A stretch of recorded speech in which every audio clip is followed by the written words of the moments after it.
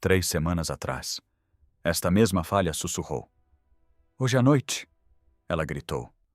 Um terremoto de magnitude 7,7 rasgou o fundo do mar ao largo do norte do Japão. A mesma fossa, o mesmo segmento, aquele que os sismólogos já haviam identificado como carregado e à espera. O mesmo segmento, aliás, que abordamos neste canal há 3 semanas e dissemos para você observar. Um tsunami avançou em direção à costa. 172 mil pessoas correram. E então, a Agência Meteorológica do Japão fez algo que realizou exatamente 3 vezes na história. Ela emitiu um aviso de mega terremoto, não uma previsão, algo possivelmente mais inquietante do que uma previsão. Porque o que eles realmente estão dizendo é o seguinte: eles não sabem se o pior já passou ou se ainda nem começou. Fique comigo, porque os dados que eles estão analisando neste momento contam uma história que ninguém quer que seja verdadeira. Antes de começarmos, se você realmente gosta do que fazemos aqui no Project Night Watch, deixe o like e se inscreva para não perder nenhuma atualização enquanto essa história continua a se desenvolver. Me diga nos comentários de onde você está assistindo. E me diga isso. Nos 15 anos desde 2011, o Japão investiu bilhões em sistemas de alerta precoce, reconstruiu litorais inteiros com infraestrutura de muros de contenção e treinou uma geração inteira para correr quando o chão treme. Hoje à noite, o chão tremeu. As pessoas correram. E a agência que monitora essa falha ainda não consegue dizer se o que acabou de acontecer foi o desastre ou o aviso antes do desastre. Então, aprendemos tudo com 2011? Deixe isso nos comentários. Agora vamos entrar nisso. Parte 1. O aviso que mudou tudo. Às 16 horas e 53 minutos do dia 20 de abril de 2026, a ruptura começou cerca de 30 quilômetros abaixo do fundo do mar, aproximadamente 120 quilômetros da costa da prefeitura de Iwate. Em segundos, ondas sísmicas estavam se propagando em todas as direções. As primeiras ondas P atingiram o litoral em menos de 30 segundos. As ondas S, mais fortes, aquelas que realmente fazem os prédios tremerem, chegaram logo depois. E quando o tremor alcançou Tóquio, 400 quilômetros ao sul, ele já havia sido detectado, medido, classificado e transmitido pelo Sistema de Alerta Precoce do Japão. A estimativa inicial de magnitude do Serviço Geológico dos Estados Unidos foi de 7,4. Esse é um número significativo.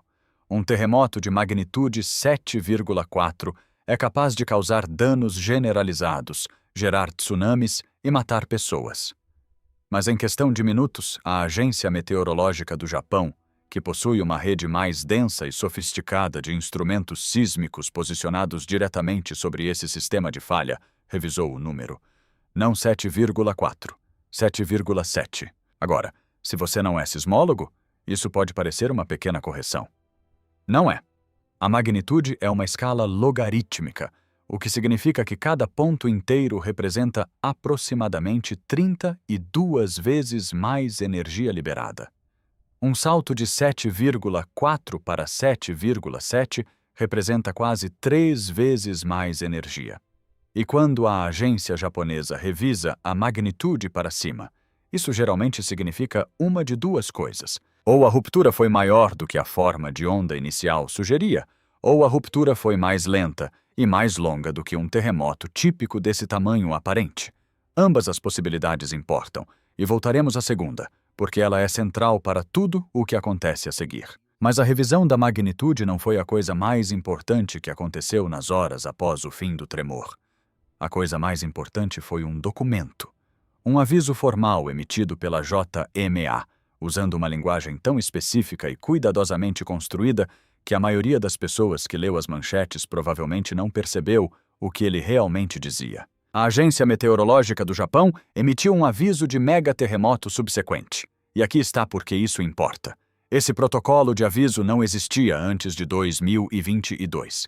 Ele foi criado especificamente em resposta ao entendimento científico desenvolvido após o desastre de 2011, quando pesquisadores perceberam que grandes terremotos em zonas de subducção podem ser seguidos, às vezes em questão de dias, por terremotos ainda maiores em segmentos adjacentes ou sobrepostos do mesmo sistema de falha. O aviso não é uma previsão. Deixe-me repetir isso, porque é a coisa mais importante a entender. Não é uma previsão. É uma mudança de probabilidade condicional. Aqui está o que isso significa em linguagem simples. Em qualquer semana comum no norte do Japão, a probabilidade de um terremoto de magnitude 8 ou maior ao longo dessa fossa é de aproximadamente 0,1%. Esse é o nível base, o ruído constante de risco que sempre existe em uma das zonas de subducção mais perigosas da Terra. Após o evento de hoje, essa probabilidade aumentou para aproximadamente 1%. 1% nos próximos 7 dias. Agora você pode ouvir 1% e pensar: ok, 99% de chance de nada acontecer. Isso é tecnicamente correto, mas também é a forma errada de interpretar esse número. O que o aviso realmente está comunicando é que o sistema entrou em um regime estatístico diferente. Um aumento de 10 vezes na probabilidade de um terremoto catastrófico não é algo pequeno. É o tipo de mudança que, em qualquer outro sistema de risco com o qual lidamos no dia a dia, seria tratado como uma emergência. Se a probabilidade de um avião cair em um voo específico aumentasse 10 vezes, esse avião não decolaria. Se a probabilidade de falha de um reator nuclear aumentasse 10 vezes em um único dia, o reator seria desligado. Não estamos falando de certeza. Estamos falando de um sistema que acabou de entrar em uma zona onde, estatisticamente, o pior cenário já não é uma possibilidade distante, é uma possibilidade próxima, e o alcance geográfico do aviso também não é pequeno. Ele cobre 182 municípios, estendendo-se desde Hokkaido, no extremo norte, descendo pela costa leste de Honshu, passando por Sendai, passando por Fukushima, até chegar à prefeitura de Chiba, nos arredores de Tóquio. Esta é uma área que contém dezenas de milhões de pessoas. Contém infraestrutura crítica, contém o complexo nuclear de Fukushima Daiichi. E, pelos próximos 7 dias, cada um desses municípios está sendo informado, na linguagem institucional mais clara que o governo japonês consegue produzir, de que o solo sob seus pés tem maior probabilidade de se romper de forma catastrófica do que tinha ontem. O que aconteceu hoje foi o evento principal ou um pré-abalo? Essa pergunta não é retórica. É exatamente a pergunta que o aviso foi projetado para reconhecer sem responder. Porque a sismologia, como ciência, ainda não possui ferramentas para dizer em tempo real se o terremoto que acabou de acontecer foi a liberação de tensão ou o início dela. Essa distinção só se torna clara em retrospecto. E o aviso existe porque retrospecto é um luxo que os moradores do norte do Japão não podem se dar neste momento. O aviso permanece ativo até o dia 27 de abril. 7 dias. Uma janela de risco elevado. Um relógio correndo sobre um dos sistemas de falha mais cuidadosamente monitorados do planeta. E se você está se perguntando por que exatamente esse evento específico deixou a comunidade sismológica em alerta, você precisa entender mais um contexto antes de avançarmos. Esta não é a primeira vez que este segmento específico da falha se manifesta recentemente. É a segunda. Parte 2. O segmento que sinalizamos. Há 3 semanas, em 27 de março, um terremoto de magnitude 6,5 ocorreu quase exatamente no mesmo local da ruptura de hoje. O segmento Iwate, o ombro norte da fossa do Japão. Na época, ele foi registrado como um evento relevante, mas não catastrófico. Algum tremor ao longo da costa, nenhum tsunami significativo, um ciclo breve de notícias, e então desapareceu. Mas esse terremoto não deveria ter sido esquecido, porque o segmento onde ele ocorreu já havia sido identificado na literatura científica revisada por pares e em avaliações de risco de agências como uma região de preocupação após o desastre de Tohoku em 2011. Pesquisadores passaram anos mapeando as mudanças de tensão que aquela ruptura induziu ao longo de toda a extensão da fossa do Japão. Eles utilizaram dados de GPS, dados sísmicos, observações por satélite. E o que encontraram foi o seguinte: enquanto o segmento principal da falha que se rompeu em 2011 liberou enormes quantidades de tensão acumulada, os segmentos ao lado foram, na verdade, carregados ainda mais. Não aliviados, carregados.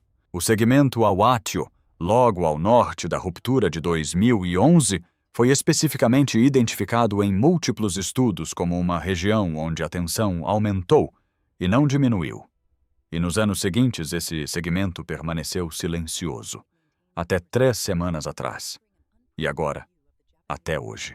O salto de magnitude 6,5 para 7,7 não é pequeno.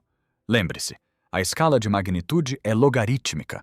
Um terremoto de 7,7 libera mais de 40 vezes a energia de um de 6,5. Então, o que estamos vendo aqui não é uma continuação da mesma intensidade. É uma escalada física mensurável e significativa, exatamente no segmento que os sismólogos já haviam identificado como o candidato mais provável para a próxima grande ruptura ao longo desta fossa. E é aqui que a questão central da história de hoje se torna mais precisa. O que aconteceu hoje foi o evento principal ou foi um pré-abalo? Porque se você está observando um segmento de falha que foi identificado como carregado por tensão durante 15 anos, e esse segmento produz um terremoto moderado seguido 3 semanas depois por um terremoto grande, a pergunta que você deve fazer não é se mais eventos virão. A pergunta é se a sequência já terminou. Falhas não se rompem de forma aleatória. Este é um dos conceitos mais importantes da sismologia moderna. Sistemas de falhas falham em blocos estruturados. Cada bloco possui sua própria geometria, sua própria história de tensão, suas próprias propriedades de fricção. Quando um bloco falha, ele libera tensão localmente, mas frequentemente transfere tensão para blocos vizinhos. Às vezes, essa transferência estabiliza o sistema. Às vezes, desestabiliza. E ao longo de uma zona de subducção tão complexa quanto a fossa do Japão, prever qual desses resultados ocorrerá está, francamente, além das capacidades atuais da ciência. O que podemos dizer é o seguinte: o segmento Atoki produziu 2 eventos em 3 semanas. Podemos dizer que o segundo evento foi mais de 40 vezes mais energético que o primeiro. Podemos dizer que esse segmento já havia sido identificado, muito antes de hoje, como uma região de preocupação elevada. E podemos dizer que o aviso emitido pela JMA é um reconhecimento formal de que o sistema não está se comportando como um sistema que terminou de liberar sua tensão. Há 3 semanas, essa falha sussurrou. Hoje, ela se moveu. E a pergunta que ninguém ainda consegue responder é se amanhã ela vai falar. Uma das coisas mais estranhas sobre a ruptura de hoje, e uma das razões pelas quais os cientistas não a estão tratando como um evento rotineiro, é que não houve precursores claros. Nenhuma sequência de pré-abalos nas horas anteriores ao evento principal. Nenhum acúmulo evidente. A falha passou do silêncio ao catastrófico em questão de segundos. Isso não é incomum para grandes terremotos de subducção. Muitos deles começam sem aviso, mas é um lembrete de que esse sistema não nos fornece os sinais necessários para termos confiança de que a sequência está diminuindo, em vez de se intensificar. E se isso faz parte de uma sequência, precisamos entender que tipo de sequência pode ser. Parte 3.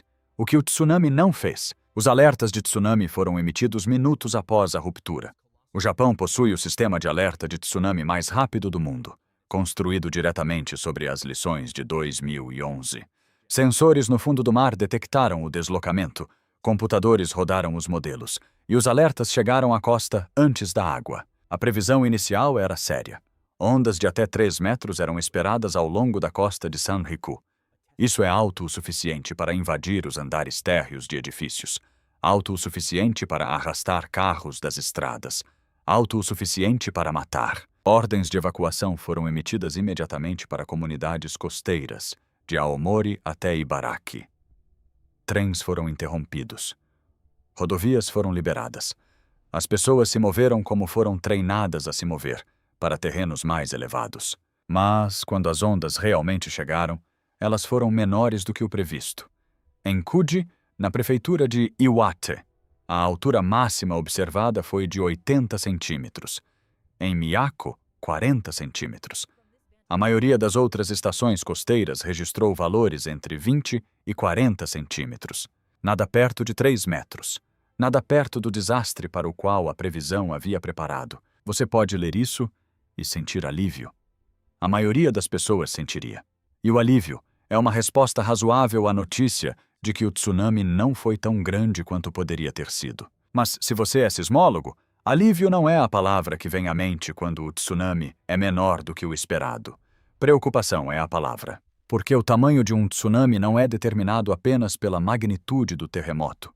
Ele é determinado por quanto o fundo do mar se moveu verticalmente. E um terremoto de magnitude 7,7, que produz ondas de apenas 40 centímetros, está dizendo algo muito específico sobre onde exatamente esse terremoto ocorreu. A interpretação dominante nas análises iniciais é que a ruptura de hoje foi relativamente profunda. O hipocentro estava a cerca de 30 quilômetros abaixo do fundo do mar, o que, em termos de zona de subducção, é bastante profundo ao longo da interface da falha. Rupturas profundas tendem a produzir forte movimento horizontal do solo, mas menos deslocamento vertical do fundo do mar. E menos deslocamento vertical significa que menos água é empurrada para cima, o que resulta em tsunamis menores. O que aconteceu hoje foi o evento principal ou um pré-abalo? É aqui que essa pergunta começa a ganhar uma forma muito específica, porque existe uma categoria de terremoto conhecida pelos sismólogos como terremoto de tsunami. E terremotos de tsunami não são definidos por quão fortes eles parecem em terra. Eles são definidos pelo tamanho das ondas que produzem. Um terremoto de tsunami é uma ruptura relativamente lenta e relativamente rasa, que gera ondas desproporcionalmente grandes. Você mal os sente, mas eles podem matar dezenas de milhares de pessoas. O exemplo clássico é o terremoto de Sanriku, de 1896. Magnitude de aproximadamente 8,1. O tremor em terra foi moderado. Muitas pessoas nas vilas costeiras sentiram e voltaram ao que estavam fazendo. Mas a ruptura foi extremamente rasa, bem na borda superior da falha, e ela deslocou uma quantidade enorme de água. O tsunami, que chegou cerca de 30 minutos depois, tinha mais de 30 metros de altura em alguns locais. Matou mais de 22 mil pessoas e permanece como um dos desastres de tsunami mais mortais da história do Japão. E aconteceu quase exatamente no mesmo segmento da fossa que estamos discutindo agora. Aqui está a implicação inquietante. Se o terremoto de hoje foi uma ruptura relativamente profunda, ele pode ter liberado tensão na parte profunda da interface da falha. Mas a parte rasa, a zona superior, pode não ter se rompido de forma alguma, e esse segmento raso é justamente o que produz terremotos de tsunami. Esse segmento raso é o que matou 22 mil pessoas em 1896. E esse segmento raso, com base no que estamos vendo nos dados do tsunami, pode ter sido ainda mais carregado pelo evento de hoje. Um tsunami pequeno agora não significa um risco pequeno depois. Esta é exatamente o tipo de situação que o aviso foi projetado para lidar. Uma ruptura parcial, uma transferência de tensão, um segmento que se moveu e outro que não. A ciência chama isso de ruptura incompleta. Parte da falha deslizou, parte não. E as partes que não deslizaram agora estão sob mais tensão do que estavam antes da ruptura começar. É por isso que os dados do tsunami, por mais tranquilizadores que possam parecer à primeira vista, são uma das evidências que mais preocupam os cientistas nesta noite. Porque, para entender por que uma ruptura incompleta neste segmento específico é uma preocupação tão séria, você precisa entender o que aconteceu há 15 anos, quase exatamente neste mesmo trecho da costa. Parte 4. A sombra de 2011. Em 11 de março de 2011, um terremoto de magnitude 9,0 rasgou um trecho de 500 quilômetros da fossa do Japão. O tremor durou 6 minutos.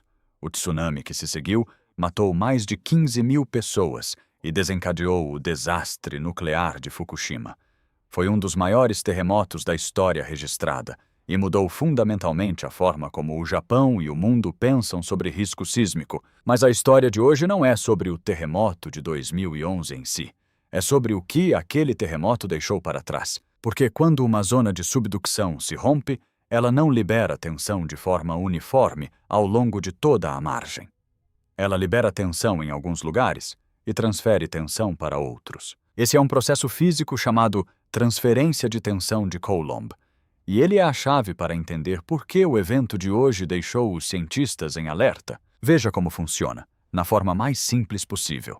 Imagine duas partes de uma superfície gigante presas uma à outra pela fricção. Quando uma parte dessa superfície desliza de repente, as partes ao redor são puxadas junto ou pressionadas com mais força. Algumas seções vizinhas passam a ter mais tensão do que antes, outras, menos. O efeito geral é que uma grande ruptura reorganiza o campo de tensão em uma região ampla, não apenas no ponto onde ocorreu. Após 2011, múltiplas equipes de pesquisa independentes rodaram modelos detalhados de como a tensão havia sido redistribuída ao longo da fossa do Japão. A própria ruptura de 2011 liberou enormes quantidades de tensão na parte central da fossa, o segmento ao largo de Miyagi e Fukushima.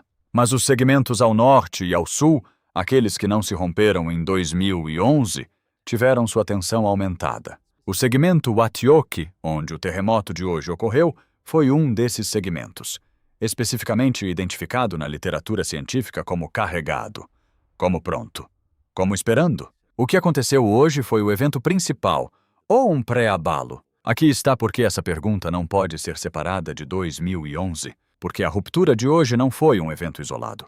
Ela foi quase certamente uma resposta tardia à redistribuição de tensão que ocorreu há 15 anos. Os modelos que previram que esse segmento iria falhar foram publicados há mais de uma década. O fato de ele ter falhado agora é uma confirmação desses modelos. Mas esses mesmos modelos também preveem outra coisa. Eles preveem que se o segmento Aoki falhar apenas parcialmente, a tensão não simplesmente desaparece. Ela migra para o próximo segmento adjacente, ou para a parte rasa da falha. O gatilho retardado é um dos conceitos mais importantes da sismologia moderna de zonas de subducção. A ideia de que um grande terremoto hoje pode causar outro grande terremoto. Não amanhã, não na próxima semana, mas anos depois, até décadas depois. Décadas? O próprio terremoto de 2011 foi precedido por um evento de magnitude 7,3 apenas 2 dias antes. Mas a tensão que tornou o evento principal possível vinha se acumulando por séculos. E a redistribuição de tensão que ele causou ainda está se propagando pelo sistema hoje. É por isso que o aviso existe. É por isso que os cientistas não estão dormindo esta noite. Porque o evento de hoje, seja o que for, faz parte de uma reação em cadeia que começou há 15 anos e ainda não terminou. A questão central é se o que acabou de acontecer é o fim dessa reação, ou o meio dela. Parte 5. O problema da lacuna de Sanriku. Para entender o trecho específico da falha que estamos analisando, você precisa entender um conceito chamado lacuna sísmica. Uma lacuna sísmica é uma seção de uma falha que não se rompe há muito tempo, cercada por seções que se romperam mais recentemente. Essas lacunas importam porque, em escalas de tempo longas, as falhas tendem a preencher essas lacunas. Uma região que não teve um grande terremoto em 200 anos não é uma região segura. É uma região atrasada. A região de Sanriku, ao longo da costa norte de Honshu, é uma das lacunas sísmicas mais estudadas e mais complexas do mundo.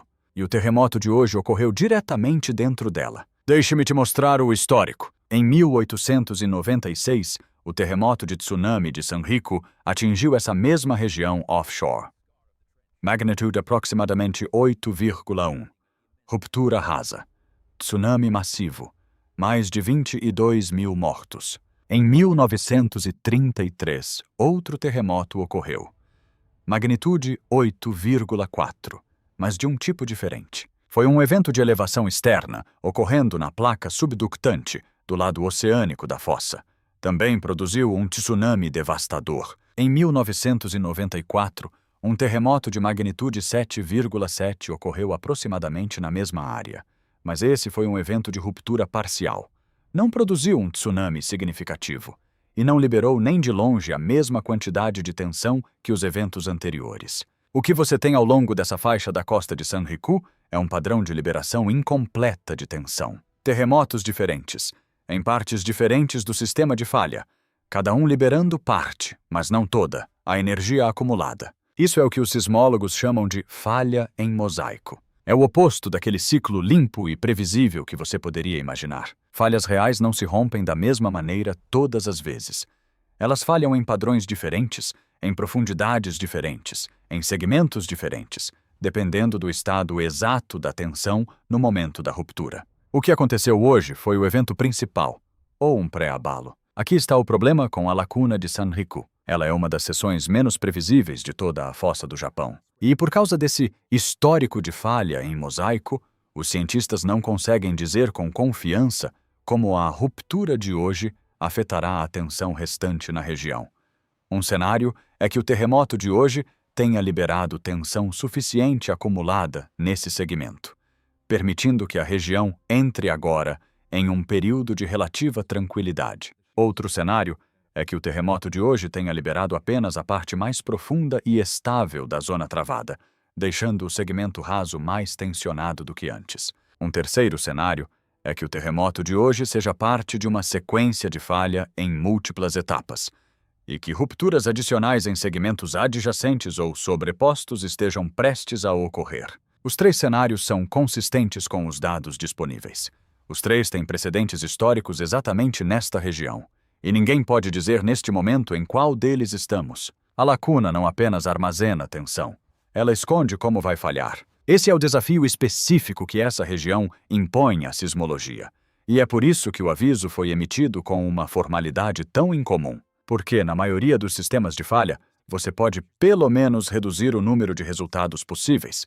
Na lacuna de Sanriku, você não pode. A história dessa região mostra que qualquer coisa, desde uma ruptura completa, até uma falha lenta e rasteira, até um terremoto de tsunami devastador, é fisicamente possível, dado o estado atual de tensão. E pelos próximos 7 dias, todas essas possibilidades estão sobre a mesa. O aviso é um reconhecimento de que a ciência não pode eliminar nenhuma delas. Parte 6. A geometria que importa. Para entender por que o tsunami foi menor do que o esperado, e por que esse tsunami pequeno é, por si só, um sinal preocupante, você precisa entender a geometria de uma falha em zona de subducção.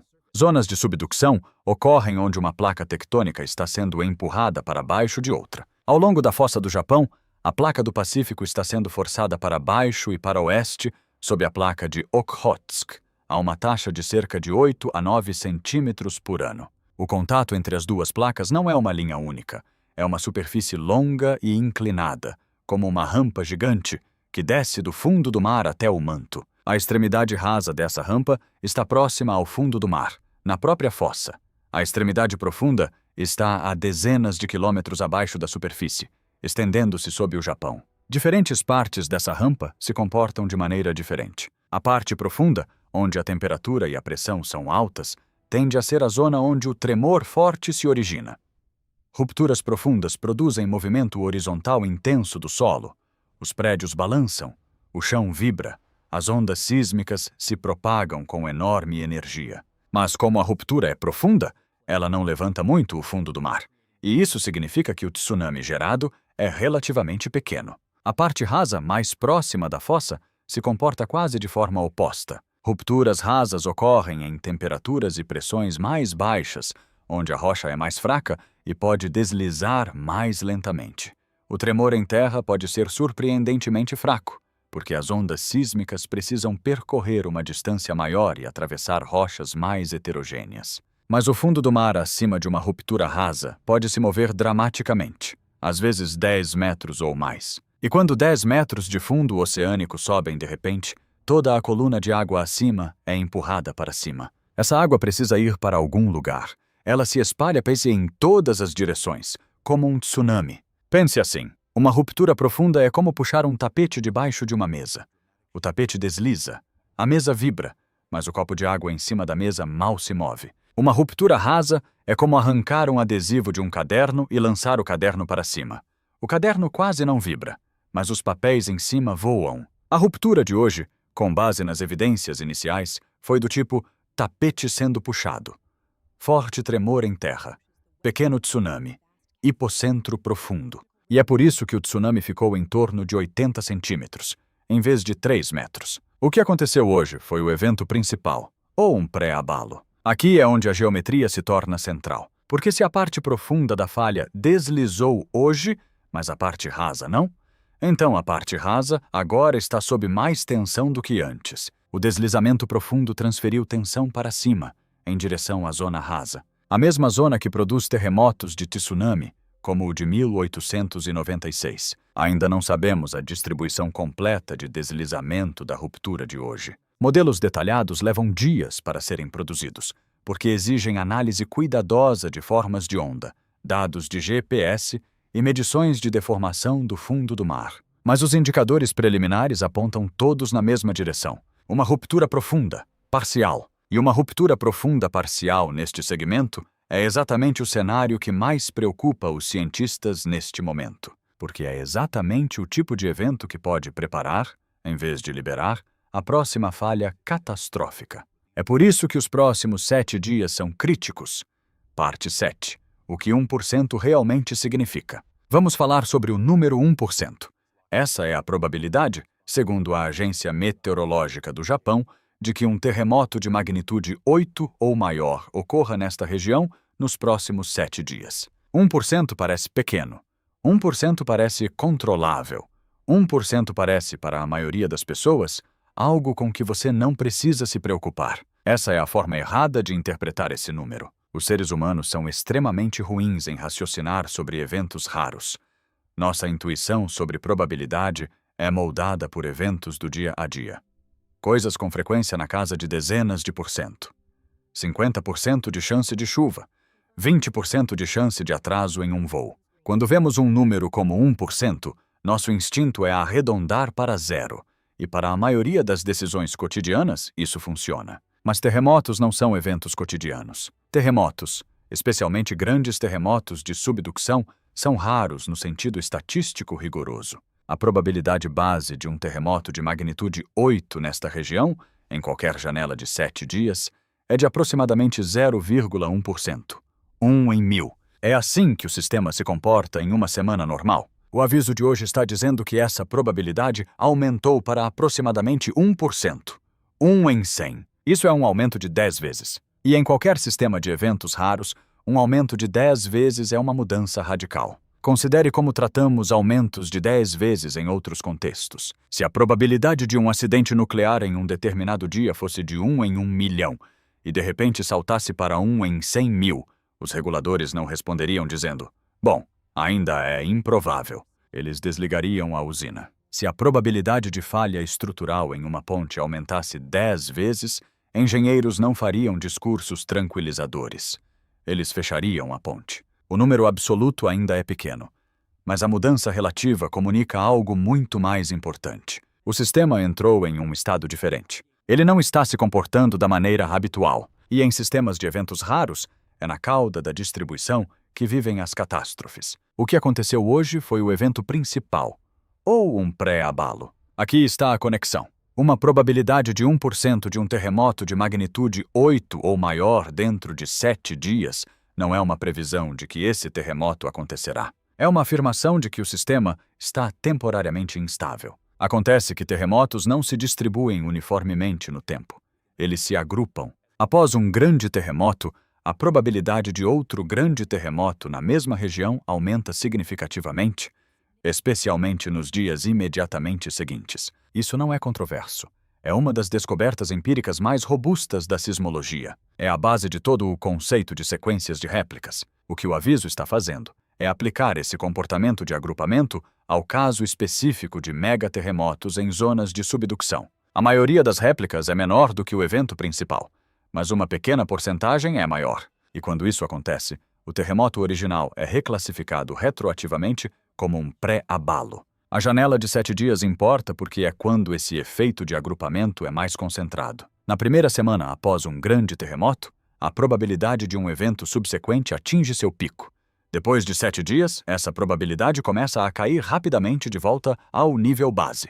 Ela não retorna completamente ao nível base, mas a fase crítica passa. Então, quando a JMA diz 1% em 7 dias, o que ela realmente está dizendo é o seguinte: os próximos 7 dias representam uma janela temporária em que o sistema está 10 vezes mais instável do que o normal. Na maioria das vezes, nada vai acontecer. Mas quando algo acontece, geralmente acontece agora, nas horas e dias imediatamente após o evento inicial. E essa é a natureza do risco específico que o aviso está tentando comunicar. A avaliação honesta é esta. Se você vive em um dos 182 municípios cobertos pelo aviso, Sua probabilidade pessoal de ser afetado por um terremoto de magnitude 8 na próxima semana passou de negligenciável para pequena. Ela não passou de negligenciável para alta, mas mudou. E essa mudança é significativa o suficiente para que o governo japonês, uma instituição que não é conhecida por emitir alertas exagerados, tenha considerado necessário informar isso usando a linguagem mais formal disponível. A questão do que fazer com essa informação é mais difícil do que a questão do que ela significa. Parte 8. A lógica dos pré-abalos. Aqui está um dos fatos mais estranhos e mais perturbadores de toda a sismologia. Um pré-abalo não é uma categoria de terremoto que pode ser identificada enquanto está acontecendo. É uma classificação que só pode ser aplicada retroativamente depois que um terremoto maior ocorre. Até que esse terremoto maior aconteça, o que você tem é apenas um terremoto. Ele só se torna um pré-abalo quando algo maior surge e o redefine. Isso pode parecer uma tecnicalidade. Não é. É a limitação mais importante do poder preditivo da sismologia. Porque se você não consegue identificar um pré-abalo em tempo real, então todo grande terremoto precisa ser tratado, pelo menos provisoriamente, como um possível pré-abalo. A maioria deles não será, mas alguns serão. E a ciência não possui um método confiável para separá-los antecipadamente. Aqui estão os números. No registro histórico global de grandes terremotos, entre 15% e 20% dos eventos de magnitude 7 ou superior são precedidos por sequências claras de pré-abalos. Os outros 80% a 85% ocorrem sem aviso evidente. Quando pré-abalos acontecem, eles podem ocorrer minutos antes do evento principal, às vezes horas, às vezes dias, às vezes semanas. Não existe um padrão consistente. Nenhuma escala de tempo confiável, nenhuma assinatura clara que permita distinguir em tempo real um pré-abalo de um terremoto comum que não será seguido por nada maior. O terremoto de Tohoku de 2011 é o exemplo mais relevante. Em 9 de março de 2011, um terremoto de magnitude 7,3 ocorreu ao largo da costa de Miyagi. Significativo, dano real, importante. Na época, foi tratado como um terremoto moderadamente grande. Houve discussões dentro da comunidade sismológica sobre a possibilidade de ser um pré-abalo para algo maior, mas eram discussões especulativas. A probabilidade de um terremoto de magnitude 7,3 ser um pré-abalo para um evento de magnitude 9 é estatisticamente pequena, menos de 1%. 2 dias depois, em 11 de março, ocorreu o terremoto principal de magnitude 9,0. E imediatamente, o evento de magnitude 7,3 foi reclassificado como um pré-abalo. Ele sempre foi um pré-abalo, mas esse rótulo só se tornou correto depois que o evento maior aconteceu. O que aconteceu hoje foi o evento principal, ou um pré-abalo. Aqui está por que essa pergunta tem tanto peso esta noite. Porque o terremoto de hoje tem magnitude 7,7, maior do que o pré-abalo de 2011. Se ele fizer parte de uma sequência semelhante, o evento principal que o seguiria teria que ser ainda maior do que o de 2011. Magnitude 9,2, 9,3. Esses são números que não cabem em gráficos de risco convencionais. São números que redefinem o que significa catástrofe. Agora, para deixar absolutamente claro, a probabilidade estatística de que o evento de hoje seja um pré-abalo para algo dessa escala ainda é baixa. A maioria dos terremotos de magnitude 7,7 não é seguida por algo maior. Eles são o evento principal. Eles liberam tensão. A sequência de réplicas decai.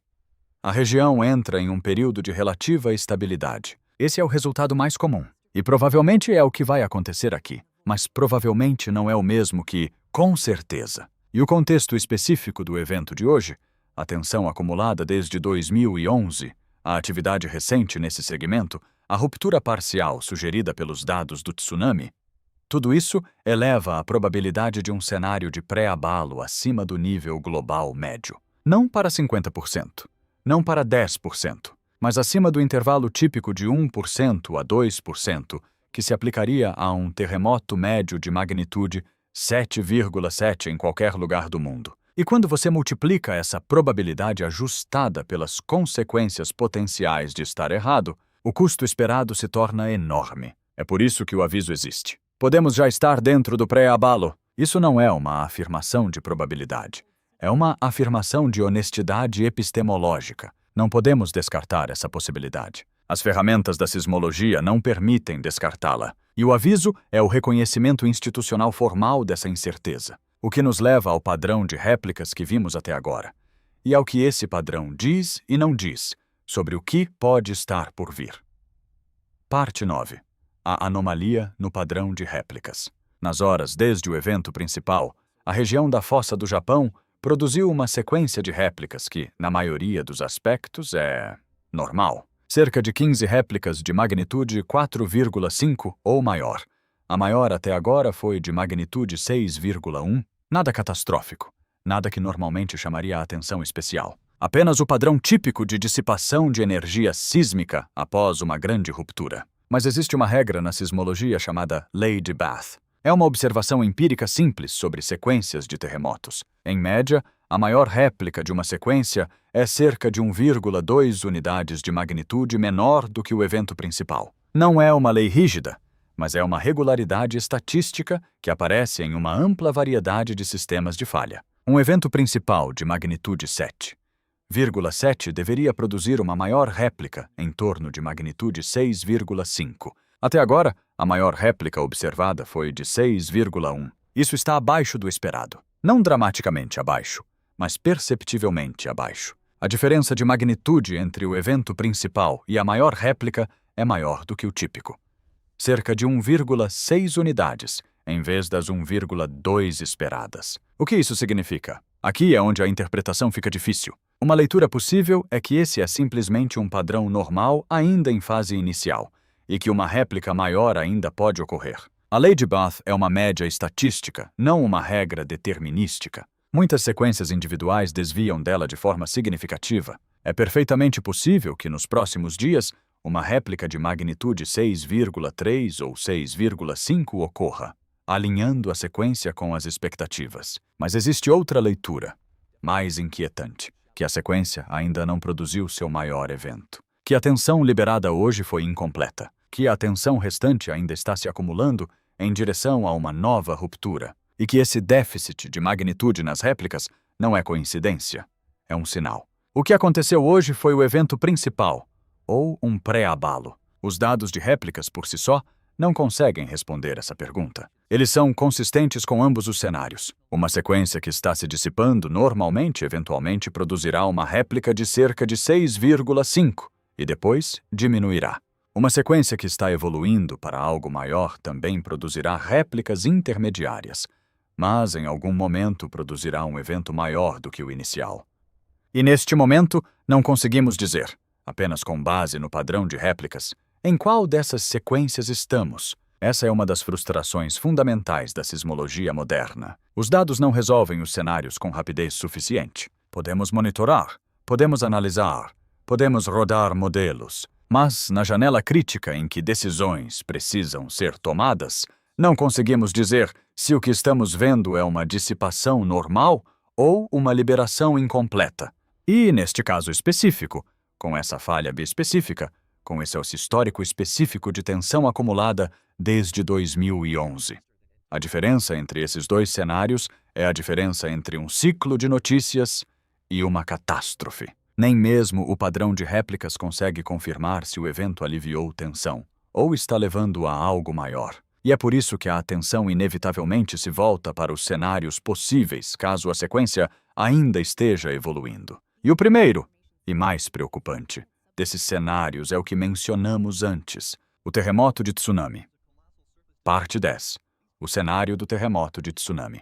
Um terremoto de tsunami, no sentido técnico estrito, é um terremoto que produz um tsunami significativamente maior do que sua magnitude sugeriria. Esses eventos foram identificados pela primeira vez na década de 1970 pelo sismólogo Hiroo Kanamori, que percebeu que certos terremotos geravam ondas oceânicas anormalmente grandes, apesar de produzirem tremores relativamente moderados em terra. A característica definidora de um terremoto de tsunami não é a energia total liberada. É a forma específica como essa energia é distribuída no espaço e no tempo. Um terremoto de tsunami ocorre quando a ruptura acontece muito próxima da fossa, na parte mais rasa da interface de subducção, e acontece de forma lenta. Uma ruptura lenta significa que as ondas sísmicas que se propagam pela crosta têm comprimento de onda longo e baixa frequência. Essas ondas não sacodem edifícios com força. Elas não parecem violentas para as pessoas em terra. Frequentemente, moradores em áreas costeiras sentem apenas um balanço leve e prolongado. Alguns nem chegam a perceber o terremoto, mas o fundo do mar diretamente acima da ruptura se move muito. E como a ruptura é rasa, há muito pouca rocha acima dela para absorver esse movimento, a água, milhões de toneladas dela, é levantada, às vezes 10 metros, às vezes 20, e então ela se espalha em todas as direções, impulsionada pela gravidade, como um tsunami. O terremoto de tsunami de Sanriku em 1896 é o exemplo clássico desse fenômeno, magnitude de aproximadamente 8,1. O tremor em terra foi, segundo a maioria dos relatos, leve a moderado. As pessoas sentiram, reconheceram como um terremoto, mas não evacuaram em massa. Muitas voltaram para suas casas, ou para seus barcos de pesca. 30 a 40 minutos depois, o tsunami chegou. Em alguns lugares, as ondas tinham mais de 38 metros de altura. Vilas inteiras foram apagadas do mapa. O número de mortos ultrapassou 22 mil, e o terremoto praticamente não deu aviso. O que aconteceu hoje foi o evento principal, ou um pré-abalo. Aqui está a versão específica dessa pergunta dentro do cenário de terremoto de tsunami. Se a ruptura de hoje ocorreu na parte profunda e travada da interface de subducção, e se ela não rompeu a zona rasa, então a zona rasa agora está sob maior tensão. A transferência de tensão de Coulomb, causada pelo deslizamento profundo de hoje, teria carregado ainda mais o segmento raso. E esse segmento raso é exatamente o tipo de geometria de falha que produz terremotos de tsunami. Isso não é uma previsão, é um cenário. A comunidade científica não possui ferramentas para dizer quão provável esse cenário é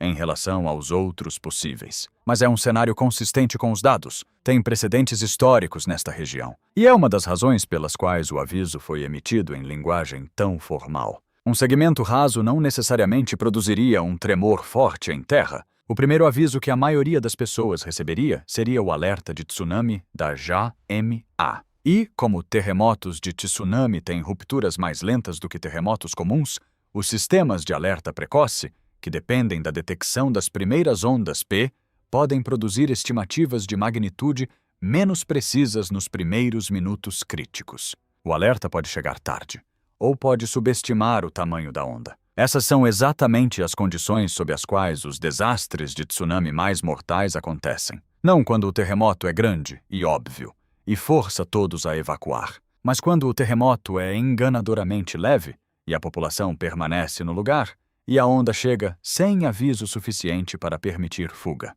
Este é o pior cenário atualmente possível. Não é o mais provável. O cenário mais provável, por uma margem significativa, é que o evento de hoje tenha sido uma ruptura completa, ou quase completa, que a sequência de réplicas diminua normalmente, e que a região retorne à atividade sísmica de fundo nas próximas semanas. Mas o pior cenário não pode ser descartado. E é a possibilidade desse pior cenário que mantém o aviso ativo pelos próximos 7 dias. O que nos leva à próxima questão. O que acontece agora na própria falha, não em termos de terremotos discretos, mas em termos dos processos lentos e contínuos que seguem qualquer grande ruptura. Porque esses processos, nas próximas 72 horas, podem determinar em qual cenário realmente estamos. Parte 11. Afterslip.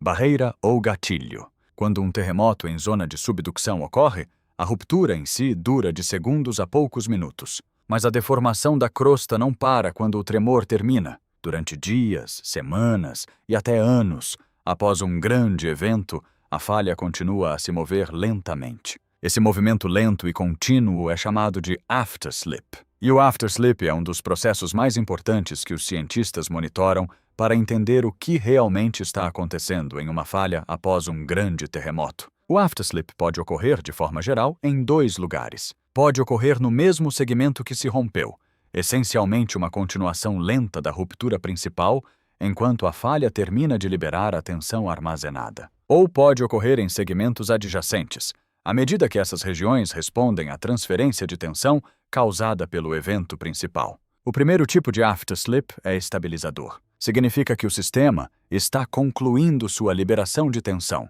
e caminhando para um estado mais tranquilo. O segundo tipo é desestabilizador. Significa que a tensão está migrando para novas partes da falha, aumentando a probabilidade de novos terremotos. Distinguir esses dois comportamentos é uma das tarefas mais críticas nos dias após um grande terremoto de subducção. E os cientistas fazem isso principalmente com dados de GPS. O Japão possui uma das redes GPS mais densas do mundo, chamada GeoNet, capaz de medir o movimento do solo com precisão de milímetros. Quando o solo começa a se mover em uma direção específica em um determinado ponto, esse movimento revela quais partes da falha estão deslizando e quais não estão. O que aconteceu hoje foi o evento principal, ou um pré-abalo. O comportamento do afterslip pode ser a evidência mais importante para responder essa pergunta nas próximas 72 horas. Se os dados de GPS mostrarem que o afterslip está concentrado na parte profunda da interface,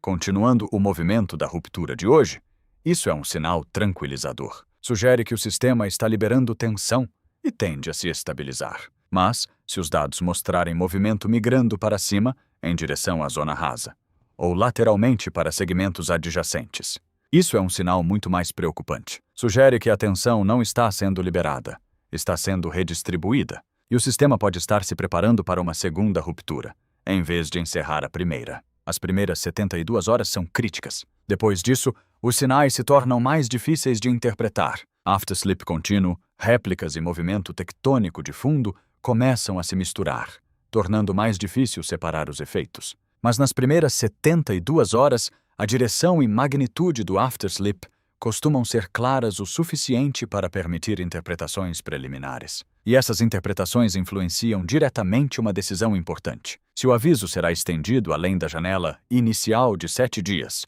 ou permitido expirar. Neste exato momento, cientistas no Japão estão observando séries temporais de dados GPS, observando movimentos de milímetros ao longo da costa, tentando ler nesses pequenos deslocamentos a resposta para uma pergunta que afeta a vida de dezenas de milhões de pessoas. O comportamento do afterslip pode determinar se o sistema se estabiliza ou evolui para uma ruptura maior. Esse é o nível de importância do que está sendo medido agora. Mas o potencial de cascata não termina nos limites do segmento Iwate. Existem outros sistemas conectados a este, outras falhas que, em princípio, podem ser influenciadas pelo evento de hoje. E embora essas influências sejam mais especulativas, ainda vale a pena mencioná-las brevemente. Parte 12. Interação em cascata entre falhas. A Fossa do Japão não existe isoladamente. Ao norte, ela se conecta à Fossa das Kurilas, que se estende ao longo do arco das Ilhas Kurilas até a península de Kamchatka. Mais a leste, em uma escala muito maior, ela se conecta ao sistema de subducção do Pacífico, que inclui a Fossa das Aleutas, ao sul do Alasca. Todos esses sistemas fazem parte do chamado Anel de Fogo do Pacífico, uma rede de zonas de subducção que circunda o oceano e produz a maioria dos maiores terremotos do planeta. A questão de saber se um grande terremoto em um segmento dessa rede pode influenciar segmentos distantes tem sido estudada por décadas. A resposta geral é que a transferência direta de tensão diminui rapidamente com a distância. As mudanças de tensão de Coulomb de um terremoto de magnitude 7,7 tornam-se praticamente irrelevantes a centenas de quilômetros de distância. Portanto, a probabilidade de que o evento de hoje desencadeie diretamente um grande terremoto em regiões distantes é muito baixa. No entanto, existe uma forma mais sutil de interação que os pesquisadores já documentaram. Ela é chamada de gatilho dinâmico e envolve as ondas sísmicas de um grande terremoto, que, ao se propagarem, podem temporariamente tensionar sistemas de falhas a grandes distâncias do epicentro. O gatilho dinâmico já foi observado após alguns dos maiores terremotos da história recente, gerando pequenas respostas sísmicas em falhas localizadas a milhares de quilômetros de distância. Essas respostas geralmente são pequenas, mas são reais. O que aconteceu hoje foi o evento principal, ou um pré-abalo. Mesmo interações distantes só importam na medida em que influenciam se essa sequência vai escalar. A preocupação mais realista não é que o terremoto de hoje desencadeie algo nas Aleutas. É que o padrão mais amplo de atividade na Fossa do Japão, do qual o evento de hoje é apenas o capítulo mais recente, reflita uma evolução de longo prazo de todo o sistema de subducção do noroeste do Pacífico. E essa evolução de longo prazo não é previsível na escala de tempo que estamos considerando hoje. Esse é um ponto secundário, não o principal. A comunidade sismológica monitora sinais anômalos em falhas próximas e distantes como protocolo padrão após qualquer grande evento. Mas o foco, hoje, e pelos próximos 7 dias, está totalmente concentrado na própria fossa do Japão e nos segmentos imediatamente adjacentes à ruptura de hoje. Esses são os segmentos que importam mais. Esses são os segmentos onde a próxima ruptura, se houver uma, é mais provável de ocorrer. E isso nos traz de volta à anomalia central do evento de hoje. Aquilo que o torna tão difícil de interpretar, a ausência total de qualquer sinal de aviso nas horas que antecederam a ruptura. Parte 13. Sem pré-abalo, sem aviso. Nas 72 horas que antecederam o terremoto de magnitude 7,7, não houve nenhum evento sísmico significativo no segmento Awatio, nenhuma sequência de pré-abalos, nenhuma atividade anômala, nenhum sinal de acúmulo detectável. A rede sísmica que cobre essa região, uma das mais densas e sofisticadas do planeta, capaz de detectar terremotos pequenos demais para qualquer ser humano sentir, não registrou nada fora do normal. As estações GPS, que medem deformações do solo com precisão de milímetros, não mostraram nenhum movimento incomum. Os sensores de pressão no fundo do oceano, posicionados diretamente acima da falha, não detectaram sinais anômalos. Todos os instrumentos apontavam para a mesma conclusão: silêncio, normal, sem alterações. E então, às 16 horas e 53 minutos, a falha se moveu. Magnitude 7.7. Sem sirene, sem aviso, sem escalada gradual que desse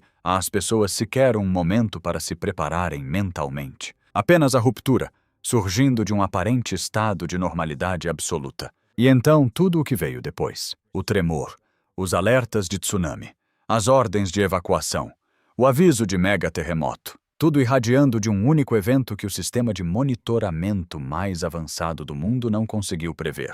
Eu quero que você pare um momento para absorver isso, porque essa é talvez a parte mais difícil de compreender em toda essa história. Vivemos em uma era de instrumentação científica extraordinária. Temos sismógrafos capazes de detectar ondas sísmicas vindas do outro lado do planeta. Temos redes de GPS que medem o movimento lento das placas tectônicas em tempo real. Temos radares de satélite capazes de detectar deformações de centímetros na superfície da Terra a partir da órbita. Temos observatórios no fundo do oceano posicionados diretamente sobre as falhas mais perigosas do planeta. E mesmo assim, nenhum desses instrumentos, nenhum único, indicou que essa falha estava prestes a se romper. O silêncio foi total. E então, o silêncio acabou.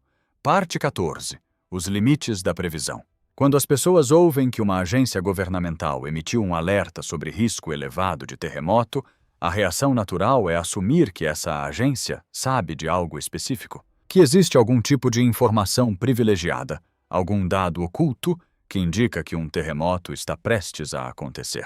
Isso seria uma previsão, e previsão no sentido estrito não é o que a sismologia faz. Aqui está a diferença. Uma previsão é uma afirmação específica de que um evento vai ocorrer, em um lugar específico, em um momento específico. Ela tem um prazo. Ela pode estar certa ou errada. Previsões de terremotos com esse nível de precisão simplesmente não são possíveis hoje. Apesar de décadas de pesquisa, ninguém consegue dizer que um terremoto de determinada magnitude vai acontecer em um local específico, em um dia específico. A ciência não sustenta esse tipo de afirmação. Uma estimativa de probabilidade, por outro lado, é algo diferente. É uma afirmação estatística sobre a chance de diferentes cenários ocorrerem dentro de um intervalo de possibilidades. Ela não diz que algo vai acontecer. Ela diz que o sistema mudou. O número de 1% no aviso não é uma previsão. É uma estimativa de probabilidade. Ele não afirma que um terremoto de magnitude 8 vai ocorrer nos próximos 7 dias. Ele afirma que a probabilidade disso acontecer aumentou 10 vezes em relação ao nível normal. Por que essa diferença importa? Porque ela muda completamente a forma como o aviso deve ser interpretado. Se você interpretar o aviso como uma previsão, você vai reagir de duas formas possíveis. Ou vai entrar em pânico, esperando que o terremoto aconteça a qualquer momento. Ou vai ignorar, e depois desacreditar, se nada acontecer, achando que foi um alarme falso. Ambas as reações estão erradas. O aviso não é nem uma previsão, nem um alarme falso. É uma comunicação honesta sobre uma condição estatística real, que existe agora, por um período limitado, em uma região específica. A sismologia moderna opera quase inteiramente nesse modo probabilístico. Os melhores pesquisadores utilizam modelos baseados em múltiplos cenários, combinando diferentes hipóteses físicas,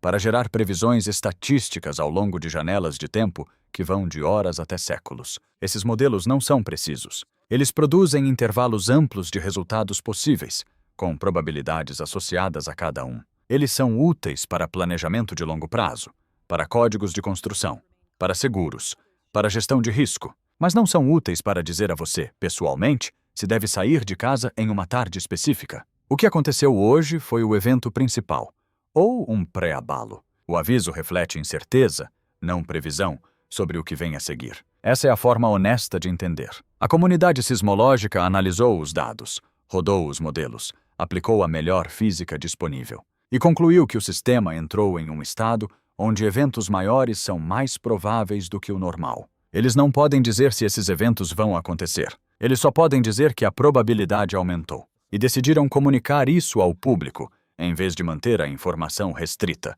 porque acreditam que as pessoas têm o direito de saber. Essa ideia de que o público deve saber, mesmo quando não há certeza, é a base cultural e institucional de todo esse sistema de avisos. E vale a pena entender como esse sistema surgiu. Parte 15. Por que o aviso existe? Antes de 2011, o Japão não possuía um protocolo formal para comunicar risco elevado de terremotos após um grande evento.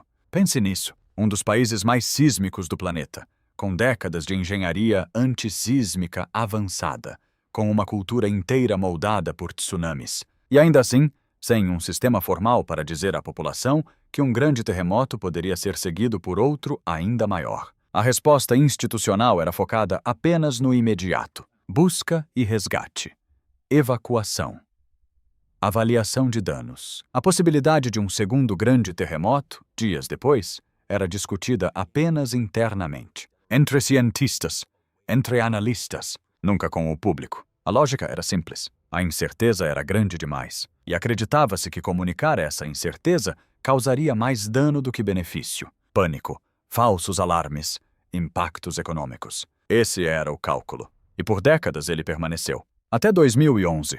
2011 mudou completamente esse cálculo. A sequência de eventos que antecedeu o terremoto de magnitude 9,0, incluindo o tremor de magnitude 7,3, que ocorreu apenas 2 dias antes, tornou-se o principal estudo de caso sobre o que acontece quando o risco elevado não é comunicado. Aquele pré-abalo foi significativo por si só. Foi percebido pela comunidade científica como um evento relevante. Houve discussões discretas sobre a possibilidade de ser um sinal de algo maior. Mas essas discussões permaneceram internas. E 2 dias depois, o terremoto de magnitude 9 aconteceu. Mais de 15.000 pessoas morreram, e os reatores de Fukushima falharam. E toda a costa nordeste do Japão foi reescrita. No período que se seguiu, a pergunta que assombrou a comunidade científica e governamental não foi apenas o que eles falharam em prever, foi o que eles falharam em dizer. O que eles sabiam, ou suspeitavam, e escolheram não comunicar, porque a incerteza parecia grande demais para ser traduzida em linguagem pública. A análise pós-evento levou anos, foi cuidadosa, metódica, e no final chegou a uma conclusão direta, mais profunda. A população japonesa tinha o direito de saber sobre o aumento do risco, mesmo quando não havia certeza científica. O valor da informação foi considerado maior do que o custo de possíveis alarmes falsos. Não porque alarmes falsos não tenham custo. Eles têm. Evacuações desnecessárias causam transtornos, afetam economias e podem reduzir a confiança pública ao longo do tempo. O governo japonês entendeu tudo isso e ainda assim tomou uma decisão. Depois de ver os corpos, os escombros, a água contaminada e famílias que deixaram de existir. O custo de não alertar foi considerado incomparavelmente maior do que o custo de alertar em excesso. Essa não foi uma conclusão fácil, mas ela levou à criação de um sistema que não existia em nenhum outro lugar do mundo. O sistema de aviso de mega-terremoto subsequente foi oficialmente estabelecido em 2022. Inicialmente, ele foi projetado para a Fossa de Nankai, uma zona de subducção ao longo da costa sudoeste do Japão, considerada capaz de gerar terremotos de magnitude 9 ou maiores. Um evento desse tipo poderia impactar dezenas de milhões de pessoas nas regiões mais densamente povoadas do país. A fossa de Nankai se estende sob áreas como Shizuoka, Aichi, Mie e Kochi. E segundo a maioria dos estudos, é o sistema de falha mais perigoso do Japão que ainda não se rompeu na era moderna. O protocolo de aviso foi criado primeiro para essa região e depois expandido para outras zonas de subducção ao redor do Japão, incluindo a Fossa do Japão, o sistema que produziu o desastre de 2011. O sistema que se moveu hoje. Os critérios para emitir um aviso são extremamente rigorosos. Nem todo grande terremoto ativa esse sistema. Ele não foi projetado para disparar sempre que o solo treme forte. Se fosse assim, seria acionado constantemente e perderia credibilidade rapidamente. O aviso é reservado para eventos que atendem critérios específicos: magnitude, localização, geometria da falha, potencial de transferência de tensão. Ou seja, o terremoto precisa ocorrer em um ponto e de uma forma que aumente significativamente a probabilidade de um novo evento em segmentos próximos. O nível de exigência é alto e o julgamento científico necessário para ativar o sistema não é trivial. Desde que foi criado em 2022, esse limiar foi atingido apenas 3 vezes. Hoje foi a terceira. Pare por um momento e pense nisso. 3 vezes em 3 anos, em um sistema que registra milhares de terremotos todos os anos. 3 vezes em que os principais sismólogos do Japão concluíram que o risco era alto o suficiente para justificar um alerta público. Isso não é um sistema alarmista. É um sistema extremamente cauteloso, que só fala quando realmente precisa falar. O que aconteceu hoje foi o evento principal, ou um pré-abalo. O aviso não responde essa pergunta, e nem foi feito para responder. E este é o ponto que a maioria das coberturas de mídia erra, porque a maior parte do jornalismo é construída em torno de respostas, em torno de resolução, em torno de uma narrativa limpa, onde o especialista explica o que aconteceu, o que isso significa e o que vem a seguir. O aviso de megaterremoto é o oposto disso. Ele foi projetado, de forma deliberada, para reconhecer que essa pergunta não pode ser respondida. E para deixar claro que o público deve estar ciente do risco elevado que vem justamente dessa impossibilidade de resposta. É um documento que diz, na linguagem institucional mais formal possível, nós não sabemos. E você precisa saber que nós não sabemos. Isso é algo extraordinário para uma agência governamental dizer. Agências não costumam liderar com incerteza. Elas lideram com controle, com confiança, com a mensagem de que tudo está sob supervisão. O aviso de megaterremoto rejeita esse instinto. Ele é uma admissão formal, por uma das agências sísmicas mais avançadas do mundo, de que existem limites reais para o que a ciência pode prever, que os modelos não conseguem enxergar até o desfecho, que os próximos 7 dias representam um período de incerteza genuína e que essa incerteza, por si só, é motivo suficiente para a vigilância. Deixe isso claro. O aviso não é uma forma de tranquilizar. É o contrário. É um alerta, formulado com extremo cuidado, de que o sistema entrou em um estado diferente, que a semana normal acabou, que o ruído de fundo de risco sísmico, que normalmente define a vida ao longo dessa costa, foi temporariamente substituído por algo mais instável. Algo menos previsível, algo que todos os cientistas que monitoram essa falha gostariam que não tivesse acontecido. E a questão agora, se esse estado vai se dissipar silenciosamente de volta ao normal, ou se vai evoluir para algo que redefine o que significa desastre, permanece completamente em aberto. Agora, eu quero ser extremamente preciso sobre algo, porque isso realmente importa para como você interpreta tudo isso. O aviso não significa que a JMA está prevendo um mega-terremoto. Previsão, no sentido estrito, não é algo que a sismologia consegue fazer. Nenhuma agência no mundo consegue dizer que um terremoto de certa magnitude vai acontecer em um local específico, em uma data específica. A ciência simplesmente não permite isso. O que o aviso representa é uma mudança de probabilidade. Uma afirmação formal de que a distribuição de cenários possíveis nos próximos 7 dias agora inclui eventos catastróficos com uma frequência 10 vezes maior do que o normal. 1% em vez de 0,1%.